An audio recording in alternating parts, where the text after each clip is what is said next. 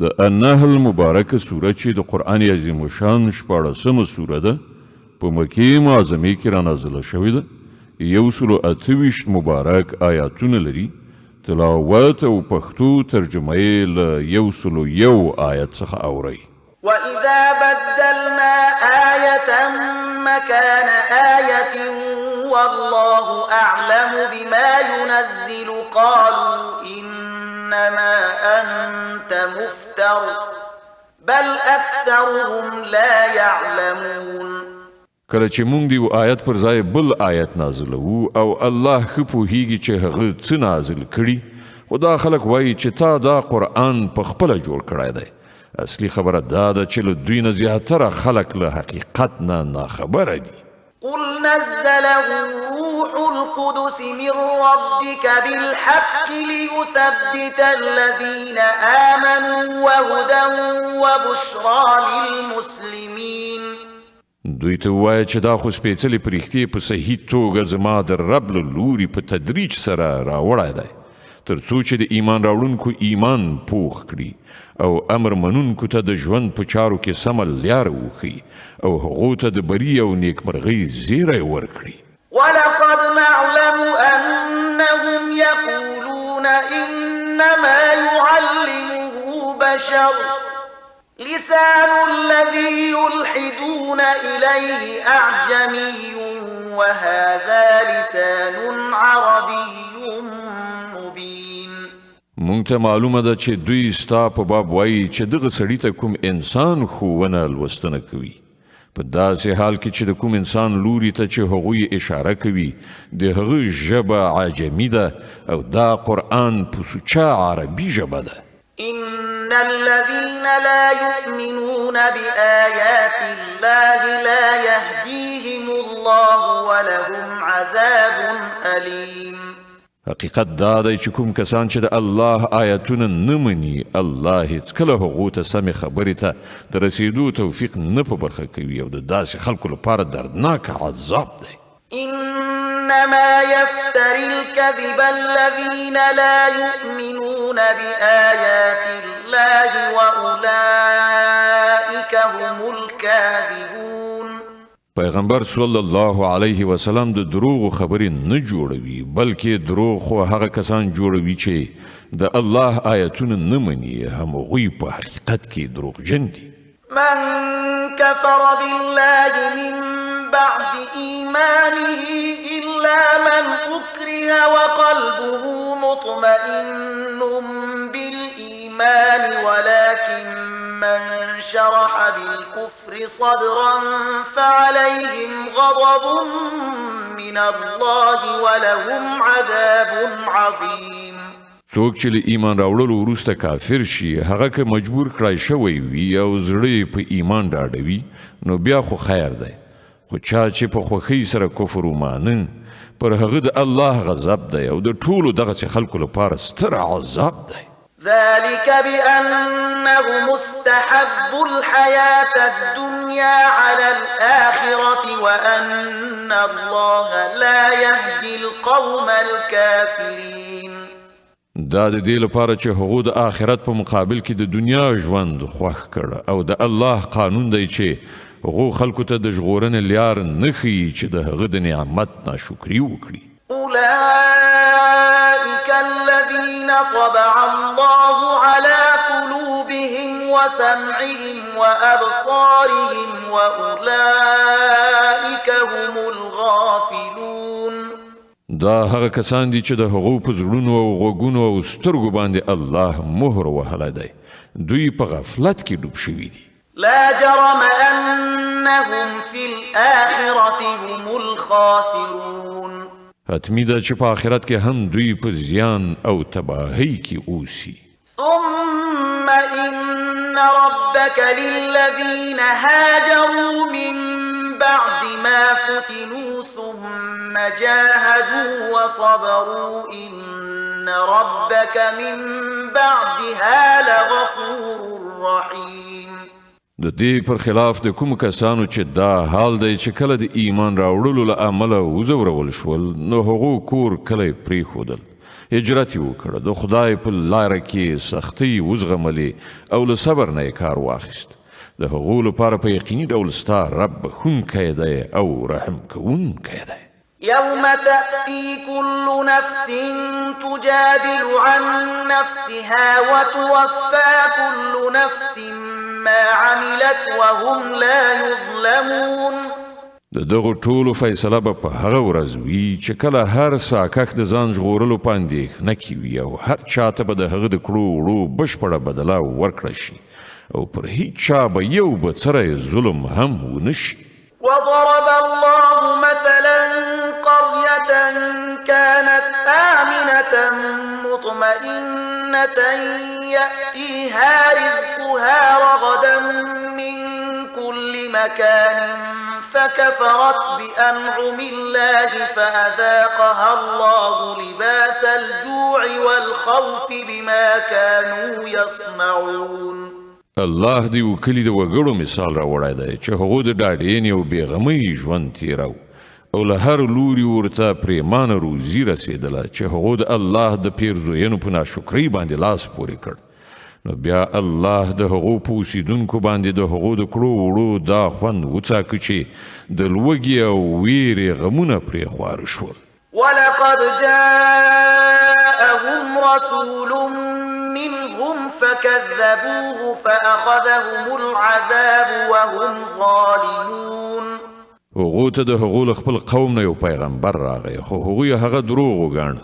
په پای کې هغوی عذاب ونیول کله چې هغوی ظالمان شوي وو.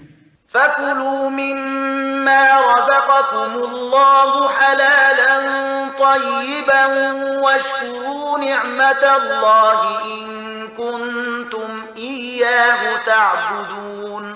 نو ای خلکو تاسې ته چې الله کومه حلال او پاک روزي در بخلې ده هغه خورئ او د الله د لورینې شکر ادا کړئ که په رښتیا د هغه بندګي کوونکي یاست. إنما حرم عليكم الميتة والدم ولحم الخنزير وما أهل لغير الله به فمن اضطر غير باغ ولا عاد فإن الله غفور رحيم. الله چې کوم شیان پر تاسې حرام کړي دي هغه مرداره یعنی خپله مړ شوی وینه د خوږ غوښه او هغه څاروی دی چې له الله نه پرته د کوم بل چا نوم پرې اخیستل شوی وي. البته که څوک د لوږې له مجبوریته دغه شیان وخوري بې له دې نه چې هغه د خدای له قانون څخه د سرغړونې اراده ولري یا د اړتیا له حد نه تیری وکړي نو په یقیني ډول الله بخښونکی او رحم کوونکی دی. ولا تقولوا لما تصف ألسنتكم الكذب هذا حلال وهذا حرام لتفتروا على الله الكذب إن الذين يفترون على الله الكذب لا يفلحون. او موایي هغه څه چې ستاسې ژبې په دروغو توصیفوي چې دا حلال دی او دا حرام تر څو چې په الله باندې په دروغو افترا وکړئ. څوک چې پر الله دروغ تړي هغوی هیڅکله بری نه مومي. متاع قلیل ولهم عذاب ألیم. د دنیا خوندونه څو ورځې دي په پای کې د هغو لپاره دردناکه سزا ده. وعلى الذين هادوا حرمنا ما قصصنا عليك من قبل وما ظلمناهم ولكن كانوا أنفسهم يظلمون. هغه شیان مونږ په ځانګړي ډول د یهودو لپاره حرام کړي وو چې د هغو یادونه له دې مخکې مونږ تا ته کړې ده او دا پر هغو باندې زمونږ ظلم نه و بلکې د هغو خپل ظلم و چې پر ځان یې کوو. ثم إن ربك للذين عملوا السوء بجهالة ثم تابوا من بعد ذلك وأصلحوا إن ربك من بعدها لغفور رحيم. البته کوم کسانو چې د ناپوهۍ په اساس ناوړه عمل وکړ او بیا یې د توبې په ویستلو سره خپل عمل سم کړ نو په دې کې شک نشته چې له توبې او اصلاح نه وروسته ستا رب د هغو لپاره بخښونکی او رحم کوونکی دی. إن إبراهيم كان أمة قانتا لله حنيفا ولم يك من المشركين شاكرا لأنعمه اجتباه وهداه إلى صراط مستقيم. واقعیت دا دی چې ابراهیم په خپل ذات کې یو بشپړ امت و، د الله د امر منونکی او همغه یو لوري ته مخ اړوونکی. هغه هیڅکله مشرک نه و، د الله د پیرزیانو شکر ویستونکی و. الله هغه غوره کړ او سمه لاره یې وروښودله. وآتيناه في الدنيا حسنة وإنه في الآخرة لمن الصالحين. په دنیا کې هغه ته ښېګڼه ورکړه او په آخرت کې به په یقیني ډول هغه له صالحانو څخه وي. ثم أوحينا إليك أن اتبع ملة إبراهيم حنيفا وما كان من المشركين. بیا مونږ ته دغه وحی در ولېږله چې یو لوري ته په مخ اړولو د ابراهیم په کړنلاره لاړ شه او هغه له مشرکانو څخه نه و. إنما جعل السبت على الذين اختلفوا فيه وإن ربك ليحكم بينهم يوم القيامة فيما كانوا فيه يختلفون. بېشکه د هفتې د ورځې تعظیم فرض کړی شوی و په هغو کسانو چې په هغې اختلاف کړی و. په یقیني ډول به ستا رب د قیامت په ورځ د هغو ټولو خبرو فیصله وکړي چې هغوی پکې اختلاف کوي. ادع إلى سبيل ربك بالحكمة والموعظة الحسنة وجادلهم بالتي هي أحسن إن ربك هو أعلم بمن ضل عن سبيله وهو أعلم بالمهتدين.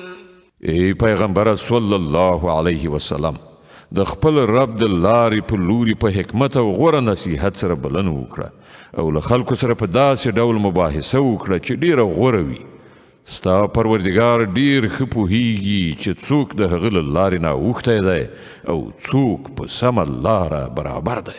وإن عاقبتم فعاقبوا بمثل ما عوقبتم به ولئن صبرتم لهو خير للصابرين. که تاسې غچ اخلئ نو هغومره واخلئ چې څومره پر تاسې تیر شوی وي، خو که تاسې صبر وکړئ نو په دې کې شک نشته چې دا د صبر کوونکو لپاره ډیره ښه ده. واصبر وما صبرك إلا بالله ولا تحزن عليهم ولا تك في ضيق مما يمكرون. ای محمد په حوصله کار کوه او ستا دغه زغم د الله په توفیق سره دی. د دوی په حرکتونو مه ځورېږه او مه د دوی په دسیسو زړه کیږه. إن الله مع الذين اتقوا والذين هم محسنون. الله د هغو کسانو ملګری دی چې تقوا غوره کوي او غوره چارې سرته رسوي. صدق الله العظيم. الله ستر رښتیا ویونکی دی.